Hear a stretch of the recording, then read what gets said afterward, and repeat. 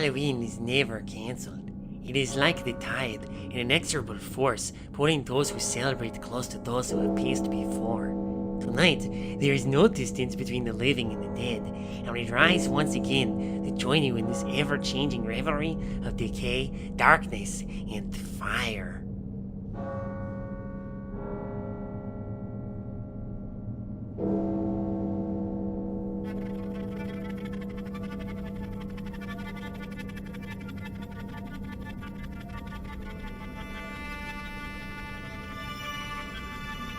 Good evening, intrepid listeners.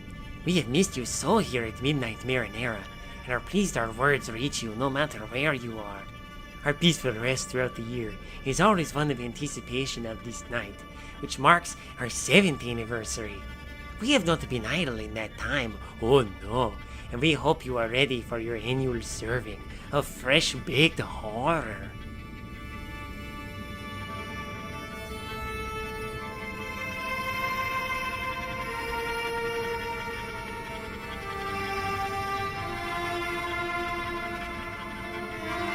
Tonight's main course is a tale of phantom voices, those carried between phone conversations.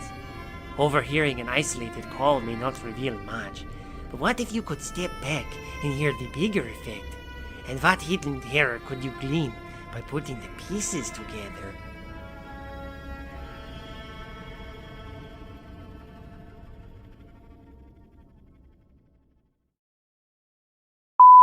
Phone call on November 6th, 9:52 a.m.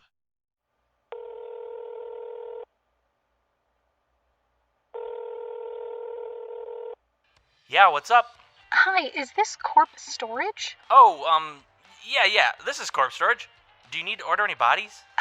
Yeah, my name is Eliza Gray, and I just started working with Dr. Robert McFeely.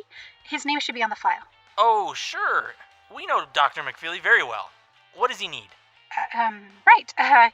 He says he needs 2 male bodies, middle-aged and healthy. Names? Excuse me? Did he specify the names? The cadavers? Uh-huh. You mean their real names? Or do you use specific names for types of cadavers? Never mind. How soon does he need them by? Before the end of the week, his lab is on Friday. He told me you would take card over the phone? No worries. We already have his info. We'll have him in by Wednesday. Oh, okay. Thank you.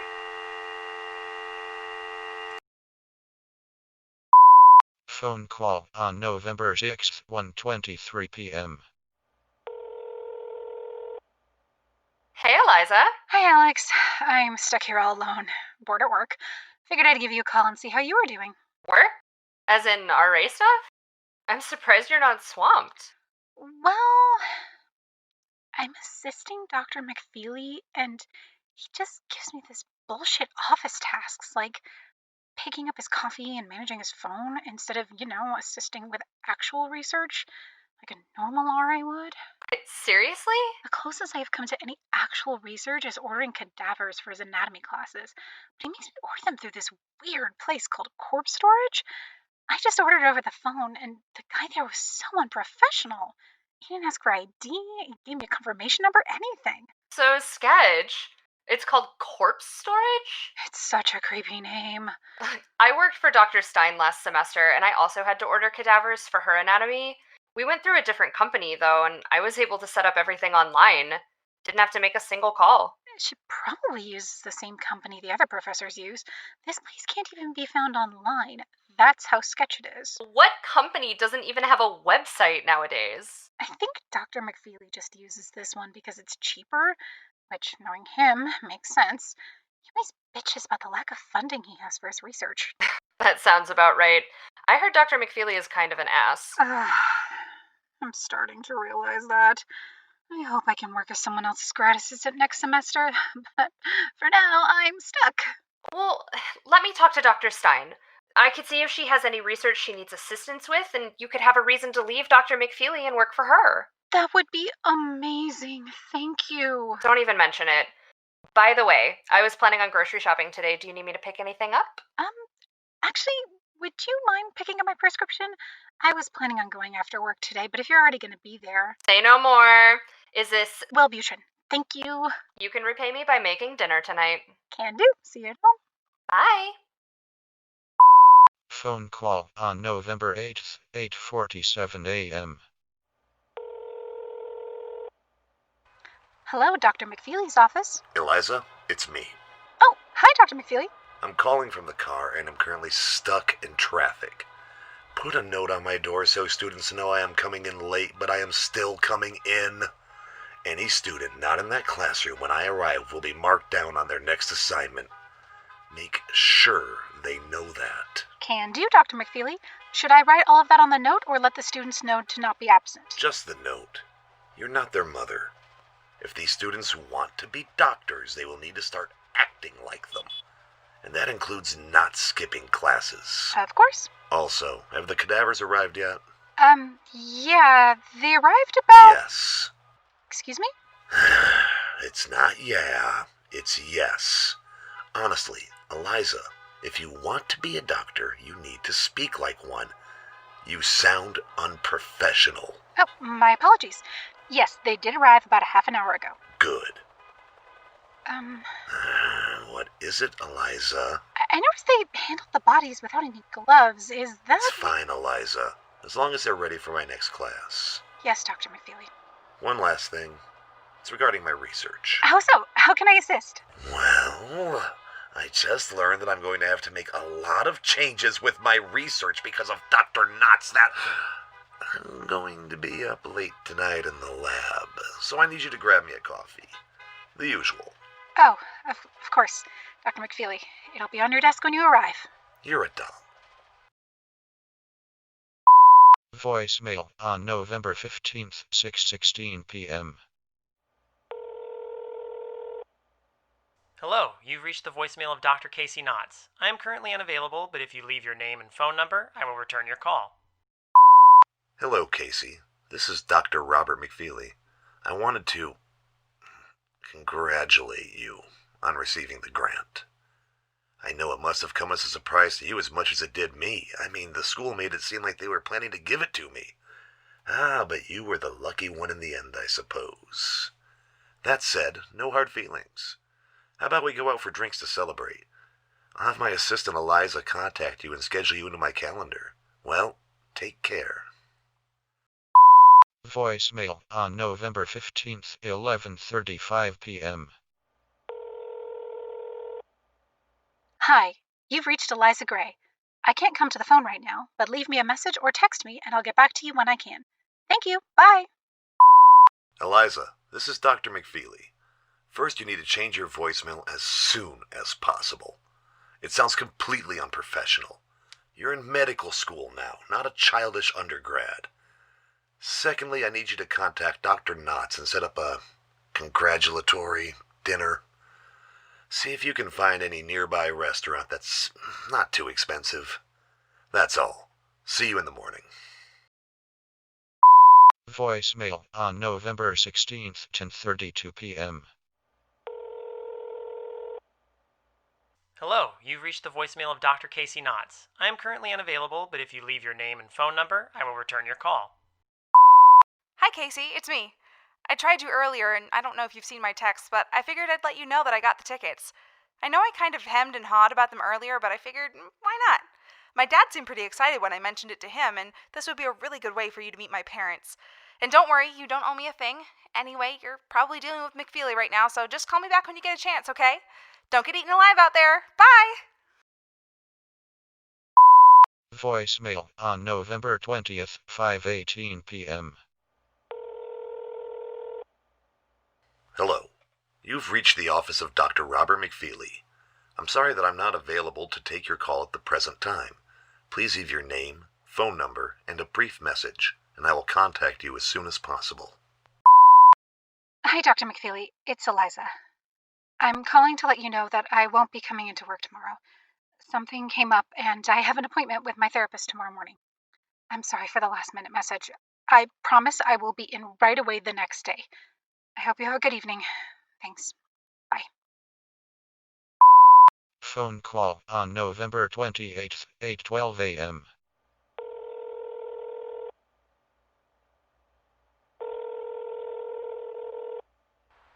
Hello, this is Eliza Gray. Eliza? Hi, it's Dr. Stein. Dr. Stein, I'm so glad to hear from you. I hope I didn't call too early. Oh, no, not at all. I'm actually walking to work right now, so you caught me at a good time. What can I do for you, Dr. Stein? Please, you can call me Taylor. Sorry it took so long for me to get back to you. It's all right. I understand. Thanksgiving weekend, right? Yeah, that and my own research and then Casey's passing. I mean, Dr. Knott's. Oh, yeah, my condolences, by the way, Taylor. I admittedly didn't know Dr. Knotts very well, but Alex told me you two were close. I'm so sorry. Thank you. I appreciate the sentiment.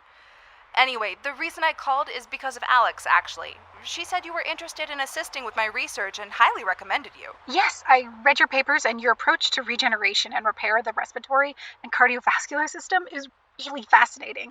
My scholarly project actually focuses on understanding disease pathogenesis in the lungs. Yeah, Alex mentioned that. Luckily, I'm looking for a grad assistant since my last one just left on maternity leave and my research does require a lot of assistance. Now, I believe you're currently working for Dr. McFeely, is that correct? I am.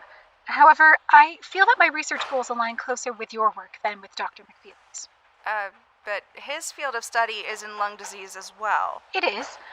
However, during my time working with him, it seems his research doesn't require my assistance.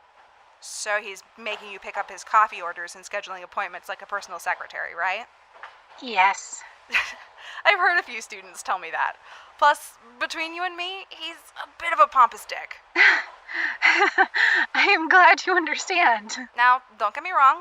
I still need your assistance with ordering cadavers and managing my calendar, but I also need someone to do some field work and manage the data. I also prefer making my own coffee. All of that sounds wonderful, Taylor.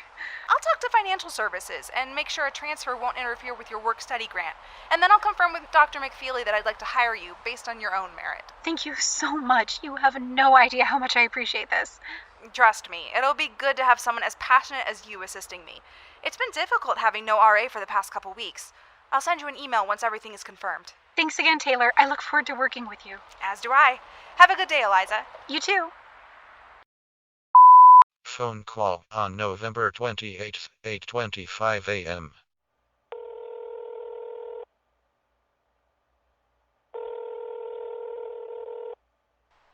Well, you are so lucky I'm a morning person. Normal people would hate you if you called this early. Alex, I love you, you beautiful bitch. I know you do, but why? Dr. Stein called and she wants to hire me.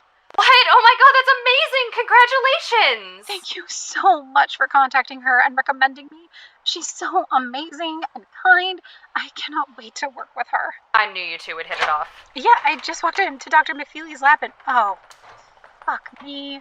What? That shitty corpse storage just left a cadaver sitting on a rolling table in the middle of the room. There's no paper, no notice. They basically just dropped it off and left. Aren't you supposed to sign for it or something? I'm supposed to. This motherfucking God, I can't wait to be done with this. Let me at least make sure they go. Holy shit! What? What's wrong?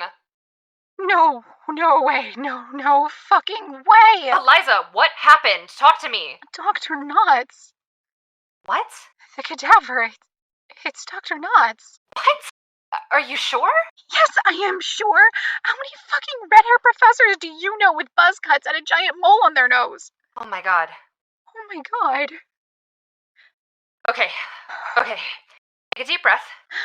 Maybe Dr. Knotts donated his body to science, and it just so happens that Dr. McFeely received his cadaver for his anatomy class.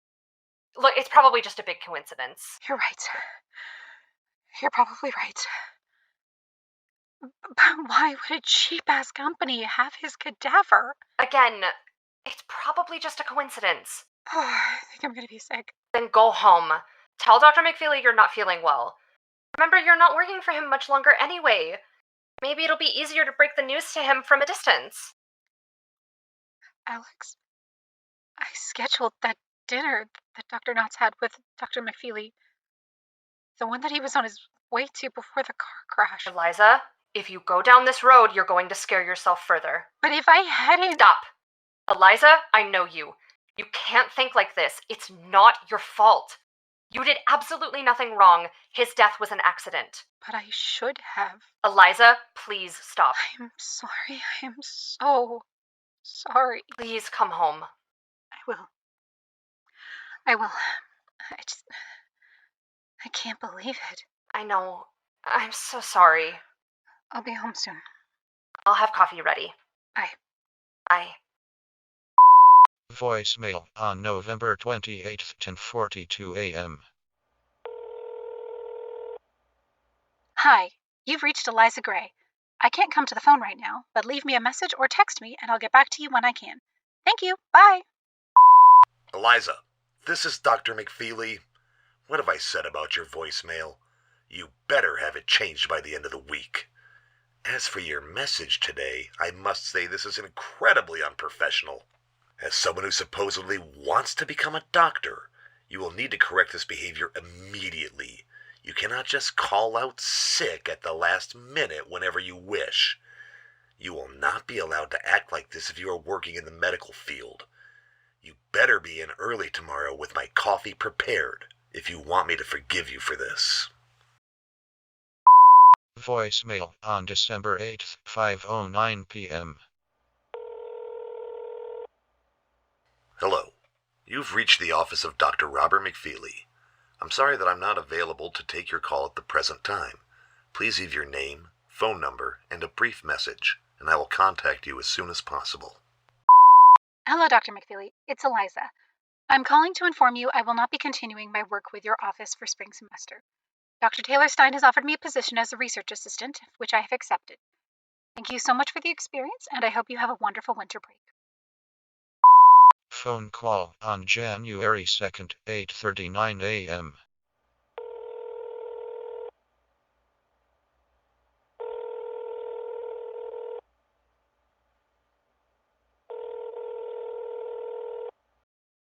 Hello? Alex, it's Taylor. I'm calling about Eliza. Shit.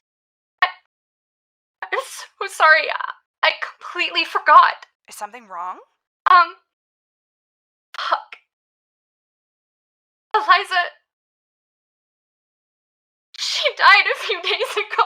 What? Oh, Alex, I'm so sorry. No, I'm sorry. I forgot to tell you. No, I understand.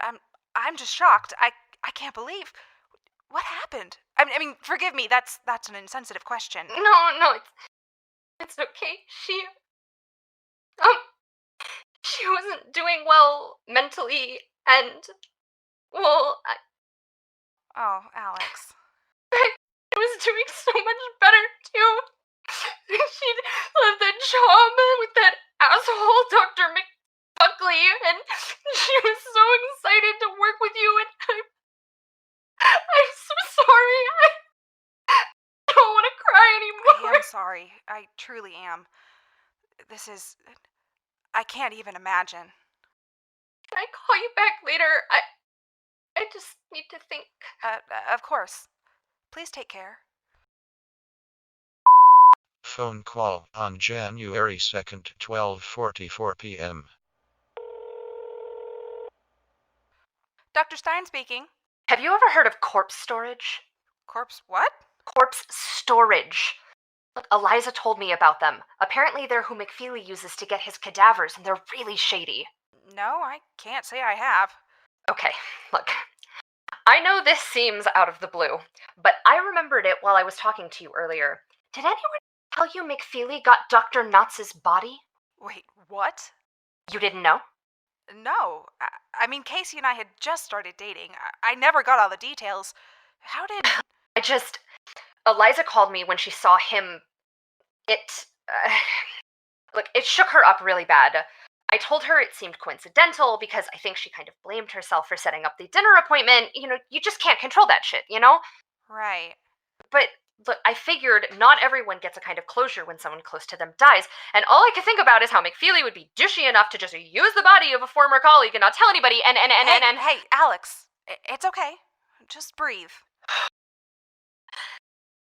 I'm sorry. I'm not sure what I was thinking. It just hurts. I thought that if you didn't know, you should. Okay.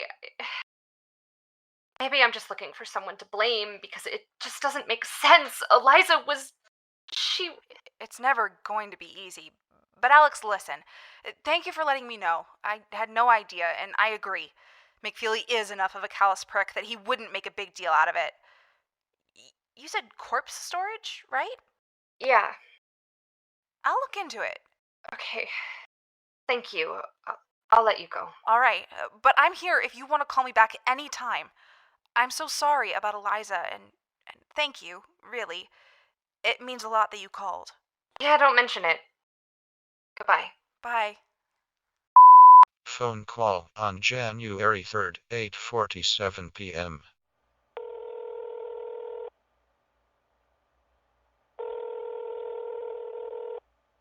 Hello? It's Robert.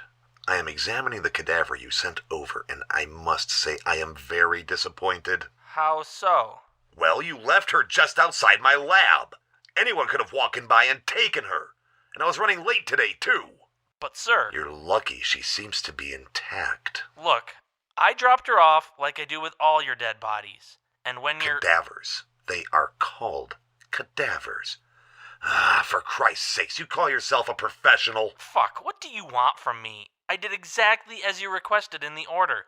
1 intact suicide and a whole corpse. Yes, and I pay you good money to do so. I also don't appreciate your little joke either. Joke? You opened her eyes? You thought that was funny? I didn't open her eyes, I sir. already had to look at those pathetic brown eyes almost every day for a whole semester. I've no desire to see them again. You pull that trick again on me and I swear... If you're going to blame anyone, blame your new assistant, not me. What assistant? The one who called us earlier. She said you wanted the drop-off outside. I don't have an assistant. Are you telling me you let someone change my order without confirming? Just anyone? She gave your name and the name of the corpse. It was never an issue before when... Christ almighty, I am surrounded by fucking incompetence. There's one thing I cannot stand, it's... Sir? Is there someone else in your lab? Don't be an idiot. Of course there isn't. Sir? No. This can't be. You're supposed to be. You're supposed to be. You're being unprofessional. No.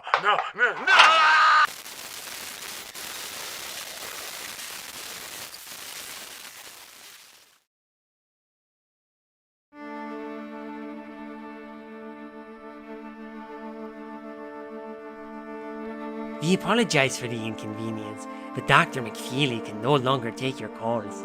It seems he bit off a little more than he could chew. Or is it the other way around?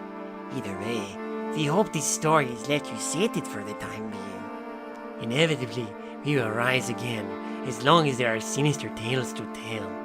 Thank you for spending an evening with us, intrepid listeners. And until next we convene, pleasant dreams.